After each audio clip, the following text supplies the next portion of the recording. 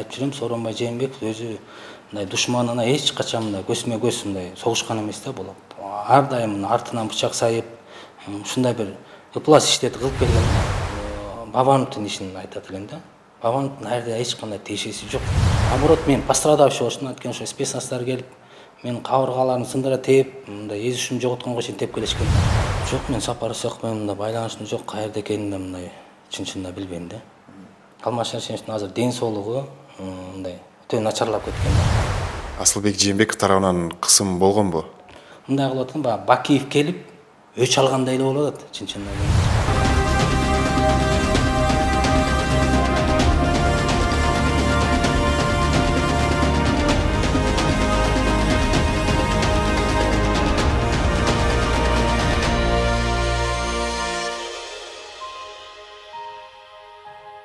Саламатсыздар, урматтуу Автор ТВ каналынын көрүүчүлөрү. Биз политик берүүсүн баштайбыз. Бүгүнкү коногубуз Жогорку Кеңештин экс депутаты Мээрбек Мискенбаев мырза болмокчу. Саламатсызбы? Саламатчылык. Мээрбек мырза, азыркы дароо эле ушу суроолордон баштайлы. 5 октябрдагы тополоңдон кийин бардык саясатчылар көбүнчөсү абактан чыкты. Анан айрымдары дароо эле 2 күндөн кийин түп тамыры менен акталып кетти. Бирок сиздердики дагы деле үй камагында болуп, ошол соттук иштер бүтпөй жатат деп атасыз да. Ошол тууралуу айтып берсеңиз. 5 октябрда болгон азыр кандай революция дейбизби, же төңкөрүш дейбизби, мындай бир түшүнүктүү жагдай болуп калды. Анткени ошо 5 октябрда ошо Сооронбай Жээнбековдун убагында камалганда баарыбыз чыктык. Негедир 9 октябрда кайра эле ошо Атамбаев, Канат Сагынбаев, Фарид Ниязовдор кайрадан камалып калды да. Бирок кийин Канат Сагынбаев үй камагынан чыкты, бирок азыркы убакта Атамбаев менен Фарид Ниязов камакта да. Ошон бизде мындай бир табышмак болуп атат. Эмне себептен баарыбыз чыксак 5 октябрда ошол эле азыркы бийликте отургандан баары чыгып эле бир күндө акталып мындай кетишти да. Биздин мына Алмаз Шаршенович, ошол Фарид Ниязовдор ошо кайра камакта калып калды. Бул эми саясий негизде болуп атса керек, а так мындай бир соттук мындай бир иштер мындай эч кандай болгон жок да. Кандай ойлойсуз? Негизи мындай калыстык болуш керек беле? Ошол эле мындай оор мисалы сиздерге коюлуп аткан айып менен мурунку ошол эле азыркы президентибиз Садыр Жапаровго коюлган айыптар бирдей эле болуш керек эле. Алар деле тополоң уюштуруу менен, сиздердики деле ошондой деп коюлган да. Бардыгыбыздыкы эле бир айып болчу. Анткени саясий көз караштар арагында саясатчылардын бардыгына эле ушундай бир тополоң уюштуруу, бийликти басып алуу, ушундай бир иштерди кошкошот да. Ошон үчүн Садыр Жапаров, Камчыбек Ыдырышаевдин жана биздин иштерибиз баарыбыздыкы эле мындай коёндой окшош да. Канат Сагынбаев жөнүндө айтсак, эми ал сиз кандай ойлойсуз? Ал негизи баягы буйрук аткарган гана катардагы жоокер болчу да, адам болчу, спецназ. Анан ошол баягы чоң дөша саясатчыларга кошулуп, аны деле ушунча кыйнай бергени туура беле? Негизи Канат Сагынбаевдыкы мындай камалышы негизи өзү башынан туура эмес болгон да. Анткени ошол убакта бийлик, ошол убакта ал сотрудник болчу да. Ошол ККМБнын 9-күзөт башкармалыгында иштечи. Ошо Алмаз Шаршеновдун баягы карайсың, эч ким тийгизбе, мындай айтканда бир тал чачын түшүрбө, бирдеме болуп турганда сен жооп бересиң деп туруп аны коюп туруп, ошол эле заматта ошол эле иштеген ККМБда болгон спецназдар жөнөтүп атат да. Бирок чынына келгенде ошо альфа кызматкерлери өзүнүн ишин так аткара алган жок. Сагынбаев так аткарды, бирок негедир Сагынбаев кийин күнөөнүн баарын Сагынбаев кылып мындай камак кылып койду да. Сагынбаев деле өзү деле али кечен түшүнбөйт эмне себептен мындай камалып кеткенчи. Ошол убакта эле мына бардык эле ККМБде иштегендер мына ошол барып бир спецназ каза болду. Сагынбаев болсо камалып калды. Мындай кылганда ошо күч сурактан ККМБда иштегендерди мындай ошол убакта Опунбаев, ошонун башында ошол убакта президент Сооронбай Жээнбековдор мындай сотрудниктерди поставлять эткен, атайын ушундай бир чагымчылык уюштуруп, мындай экс-президентке мындай жаманаттык кылгысы келген да. Бирок ал мына жакында эле ачыкка чыкты, ал бүт провокация болгонун. Биз азыр мына ачык сот болуп, мына сотубуз токтоп турат, бирок биз ошо спецназды ким өлтүргөнүн биз кызыктарбыз да. Анткени Атамбаев менен Сагынбаев 3 этажда болгондо спецназ ошол каза болгон спецназды 2 этаждан атып кетишкен да. Ошону эч ким көрбөй калган, бирок элдин баары ошол жерде болгонун баары айтат. Ушу башка бирөөлөр өзү эле ошолор менен келген, чогуу эле келген мындай өздөрү штатный сотрудниктер келип атайын атып, Атамбаев өлтүрдү кылып провокация кылганда бул эми билинип эле калды. Бардыгы эле азыркы мына саясий элитабыз же саясатта жүргөнүн бардыгы эле билет да. Буну өзү Сооронбай Жээнбеков өзү жакшы билет. Кимди жөнөтүшкөн, ким кантип атып өлтүргөнүн, анан кийин кантип күнөөнүн баарын Атамбаевге коодурган, анын бардыгы эле мындай билинип турат. Ошон үчүн биздин сотубуз азыр мындай токтоп турат. Сотубуз мындай ачык сот азыр болуп атат.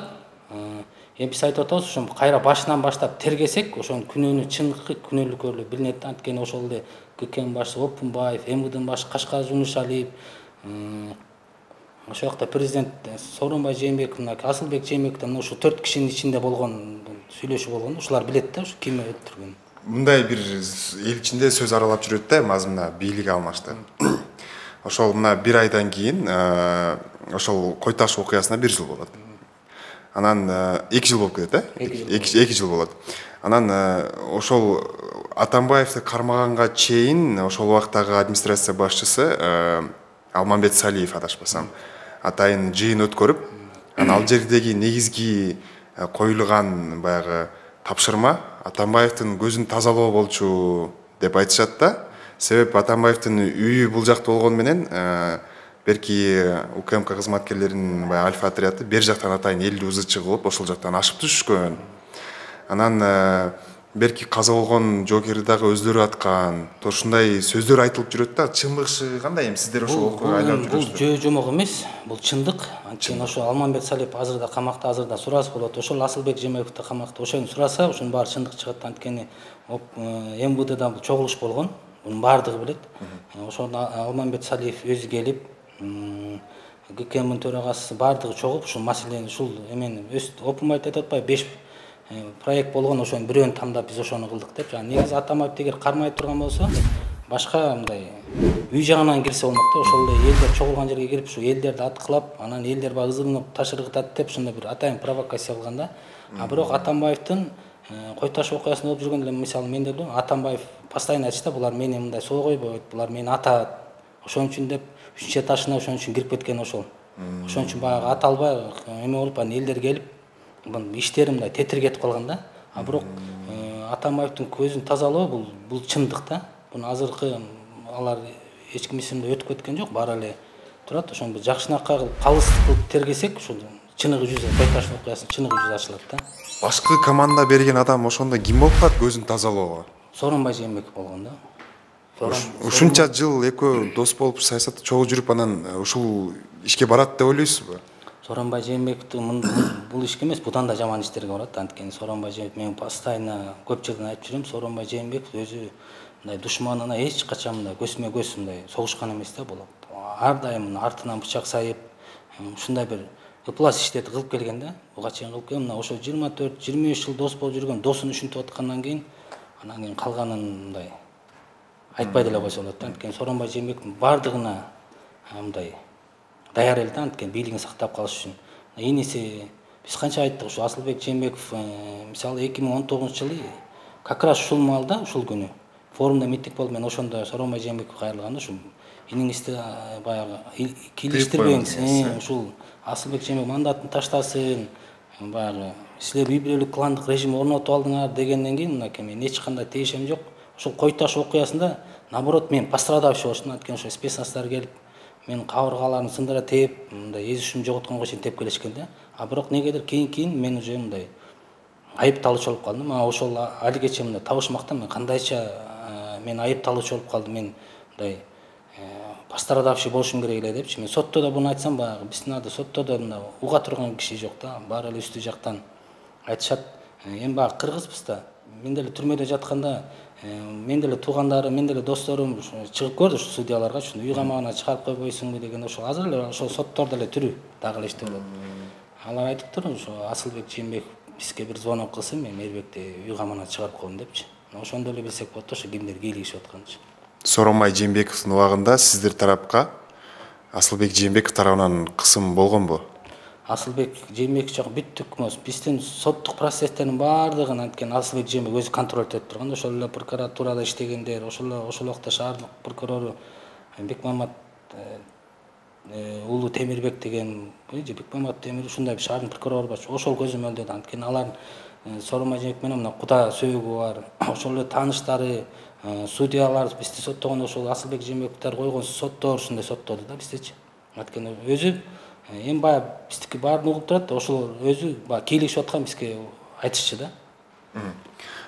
Учурда сиз ушунчалык баягы кысым болгон ушундай деп атасыз. Негизи эле Сооронбай Шариповичтен азыр экс-президент макамын алып, резиденцияда жашап, мамлекеттин баягы мамлекеттин казынасынан жашап атканда сиздин көз карашыңыз кандай? Деги эле экс-президент макамын алып жүрүү туурабы ага? Экс-президент макамын мыйзамда да жазылганда, эгер ал өз мөөнөтүн так иштесе, ошол экс-президент берет. Анткени ал мамлекеттик сырды алып жүрчү адам да, ошон үчүн баардык жагынан охранасы баардык жагынан коргоого алат да. Анткени Сооронбай Жээнбековду карасак, аны бийликтен куулуп кетти да. Ал куулуп кетти, элди башкара албай калды, эл менен иши жок болуп калды. Сооронбай Жээнбеков мына 3 жылда эч кандай мына иш кылбай эле, мына биринчи жылы президентке тактыкка отургандан баштап 18 жылдан баштап Атамбаевди 1 жыл жамандады. Анан 1 жыл камайм деп жүрүп акыры 19 жыл камады. Анан кийин камагандан кийин анан ушу түрмөдө эң мына жиркеничтүү нерсе ушу Атамбаевга видео койдуруп алып, ошону эми туалетке барганынан тамак ичкенге чейин ушул аңдып көрүп отурабыз. Эми ал 4-5 сааттык видеода ал иш кылбай эле ошо видеону карап эле мындай. Эми мындай түшүнбөйсүң да, бир маньяк деп кетесиң десе, ушунун баарын, ошол видеолордун баары табылбады кабинетиндечи. Ошону карап атып эле эл менен иши жок, элдин мындай экономика, элди мындай алдыга алып кетем деген ой калбаганда, просто Атамбаевден коркуп атып эле ушул акыбалга келип, мындай айтканда, кантип президент болуп, анан кайра мындай түшүнбөй калды, кантип кеткенчи. Мына ушундай болуп аянычтуу окуя болду. Эми сиздер мынакей Алмазбек Шаршеновичтин командасы 5 октябрда чыккандан кийин көп жака мындай чачырады да. Ошол эле Сапар Исаков мисалы айрымдар айтып атат Москвада деп, ошол эле башка командалар башка жакта жүрөт. Мындай байланышып турасыздар бири-бирибиздер менен? Жок, мен Сапар Исаков менен мындай байланышым жок, каерде экенин да мындай чын-чынында билбейм да. Башкаларчы? Башка биз өзүбүз Койташ окуясын болгондор мындай байланышып, ушу соттук процесстер боюнча сүйлөшүп, кандай эмелерди коебуз деп, анткени бизде азыр баардык видео далилдер бар да, кантип спецназ келгенин, кандай болгонун баардыгынчы. Ошон үчүн биз азырда мындай эме кылып атабыз, ушу Койташ окуясынын кайрадан башынан тергесек, ошондо чындык чыгат депчи. Эми тергейик десек, башынан баштап кылайын десек, өзүңүздөр билесиздер, Опунбаев менен Кашка Жумушалиев жок, азыр качып кеткен. Бул сот кандай болот, эмне болот, мындай аягы жок болуп калды да. Ошо менен мына үйгө аман деп койду, же биз үйдөн чыга албайбыз, ушундай окуя болуп атат да. Сиз мынакей 5 октябрга чейин абакта болдуңуз да. Анан адатта баягы абакка түшүп чыккан саясатчылар ал жакта ушунчалык азап көргөндүгүн, коркутуулар болгондугун айтышат да. Сиздики кандай болду? Эми коркутуулар болду, анан кийин кыйноолор болду деген мындай ар бир адамдын өзүнөн да. Эми баягы кыйынчылыктар болот, эми анын баарын айтыш эми бул жигитчиликке жатпайт да. Анан түрмөдө мени минип койду, анан антип койду деген бул. Эми түрмөдө эле көчөдөгүдөй, эгер өзүңө тың болсоң, айда жашап кетет. Эгер өзүңө тың болбосоң, конечно, айдан кыйналасың. Чын-чынына келгенде мындай түрмөгө бир жыл отуруп чыктык. Мындай өтө эле административдик ресурстар мындай колдонду да, мындайчы, мындай бийлик жагынан мындай. Ошол эле тамак ашын киргизбей коет, туугандары менен жолуктурбайт, адвокат менен жолуктурбайт, мындай. Ушундай бир тоскоолдуктар болот да. Эми бул мындай эле мыйзам ченемдүү көрүнүш го дейм да. Эми соттор боюнча, Мээрбек мырза, мындан бир нече ай мурда Садыр Жапаров ошол коопсуздук кеңешин өткөрүп атып, Чүй облусунун сотунун баягы мас болуп жумушуна келгенин көргөздү. Сиз айтып атасыз, соттук процесстердин баардыгы жабык өтүп, эч кимди киргизүүчү эмес деп. Азыркы учурда болуп аткан сот процесстерине сиздин көз карашыңыз кандай? Эмне үчүн сиздердин соттук ишиңиздер мынчалык убакка чейин созулуп атат? Биздин соттор азыр мындай соттук демесе айтсак болбойт, бирок мындай саясий негизде токтолуп турат да. Саясий негизде. Эми бунун баардыгын эми көбүн айта албайбыз, эми баягы саясий содалашуулар болушу мүмкүн, бир саясий процесстер болушу мүмкүн. Бизде мындай эми бир жакын арада бир саясий чечим кабыл алынып, бир жакшы жагына өтөт деген үмүттө күтүп атабыз да. Бирок биз сотто ошол эле тергөөдө айта турган, көрсөтө турган видеолорубуз көп да. Ошо Сооронбай Жээнбеков ошо Койташ окуясынын кандай башталып, кандай болуп бүткөнүн, ошол спецназ кантип каза болгонун, ким атып кеткенин биз ошого кызыктарбыз да ошону. баарын бетин ачып бергенгечи. Сооронбай Жээнбеков түздөн түз көрсөтмө бергенби же анын айланасындагы адамдар эле бийликке жагыныш үчүн жасаган жумуш деп ойлойсузбу ошону?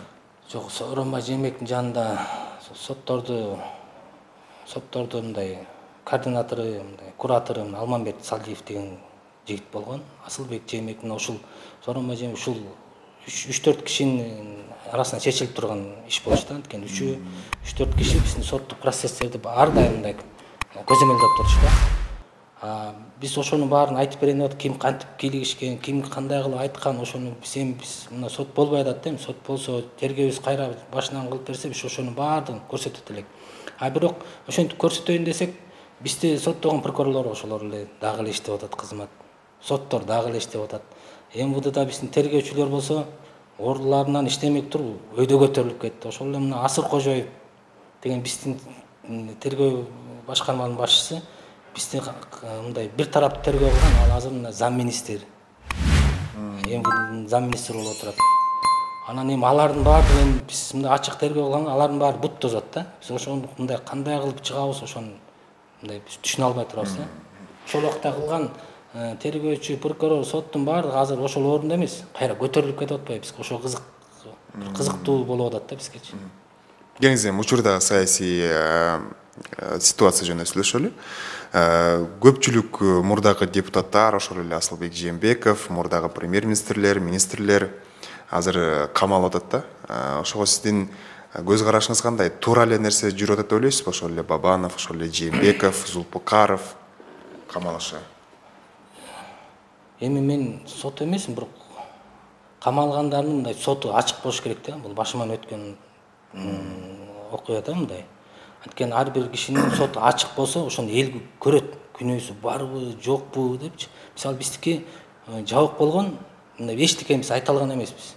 Сот жабык болгон, ал бир тараптуу болуп калат. Ошондой болуп, кийин ошол камалгандар кайра баатыр болуп чыгып кетпеш керек да. Азыр камалып аткандардын, мисалы мен азыр Бабановдун ишин айтат элем да. Бабановдун ал жерде эч кандай тиешеси жок. Кумтер боюнчачы. Кумтер боюнча көбү мындай айтып атабы же айта албай атабы.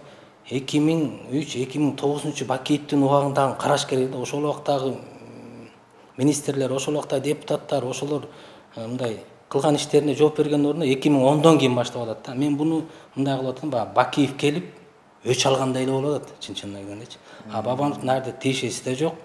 Мен буну ачык билем. Мен бирок Бабановдун тарапташ эмесмин, партиялаш эмесмин болгон мен анын жердешим. Экөөбүз сосед айылыбыз сосед. Ошон үчүн мен Бабановдун мындай как таластык туугандардын мындай үнүн айтып атам да. Ал жерде мындай бир саясий иш болуп атат да Бабановдук. Бирок азыр ушу Бабановду камап издеп, аны кайра Бабановдун да баатыр кылышып алды да. Бул өтө туура эмес иш болуп калды да. Алмазбек Атамбаев, сиздер мына командасында чогуу жүрдүңүздөр. Эң чоң катасы ушул Сооронбай Жээнбековду алып келгени болду деп ойлойсузбу? Ушул негизи ушундайбы? Атамбаевдин эң чоң катасы, бул өзү да айтып, элден ар дайым кечирим сурап жүрөт. Бул эң чоң катасы Сооронбай Жээнбековду бийликке алып келгени болду да. Атамбаев менен сотто чогуу болуп отурганда, мына Атамбаев өзү постоянно бул биз Койташ окуясы, башка окуяларны мен буяга эч тиешем жок депчи. Менин күнөөм ушу Сооронбай Жээнбековду бийликке алып келгени үчүн. Мен ошон үчүн отурам деп. Ал постоянно ушу сөз айтат да. Мен ушу Сооронбай Жээнбековду алып келдим, мен эң чоң катам болду депчи.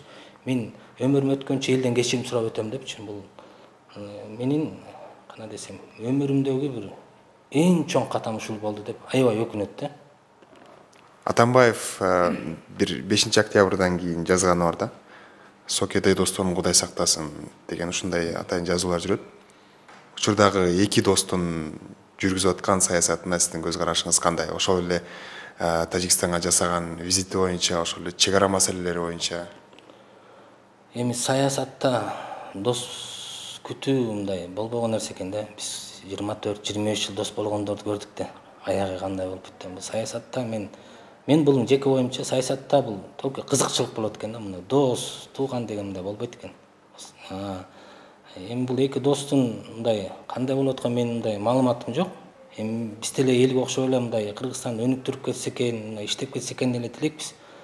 Бирок азыркы акыбалда мына элдин нааразычылыгы мына күндөн күнгө көчүп атат. Ошол эле оору пандемия, азык-түлүк коопсуздугу, экономика, инвестиция баардыгы мындай.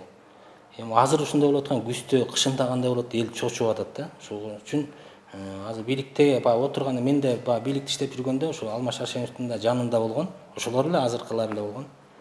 Сооронбай Жээнбеков, Асылбек Жээнбеков булардын баардыгы эч качан Атамбаевка мындай каршы да айткан эмес да. Ар дайым Атамбаевка айтышып келишкен.